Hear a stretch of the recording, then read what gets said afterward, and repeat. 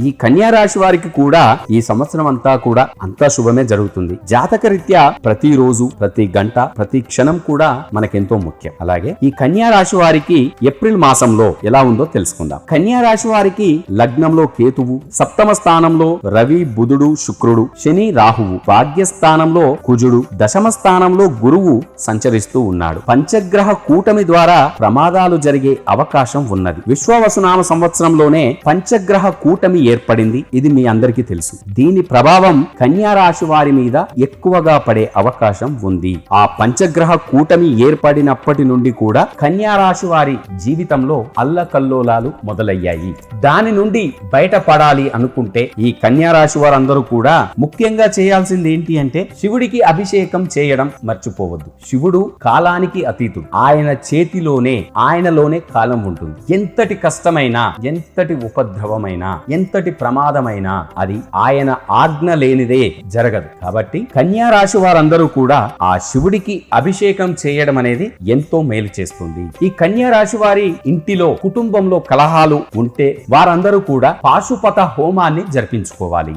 ఈ కన్యా రాశి వారు ప్రతిరోజు ఇంట్లో కానీ వ్యాపార ప్రదేశాల్లో కప్పు సాంబ్రాణి దైవికం పొడితో ధూపం వేయాలి. ఇలా చేస్తే నరదిష్టి తొలగిపోతుంది. ఎంతమంది నిరుత్సాహపరిచినా ఈ కన్యా రాశి వారికి రెండో వారంలో సంకల్ప బలంతో ముందుకు సాగుతారు. మంచి పరిస్థితులకు, మంచి స్థాయికి చేరుకోగలుగుతారు. ఈ కన్యా రాశి వారు గుర్తు పెట్టుకోవాలి, రాత్రికి రాత్రే ఎవ్వరు కూడా కోటీశ్వరులము కాలేము.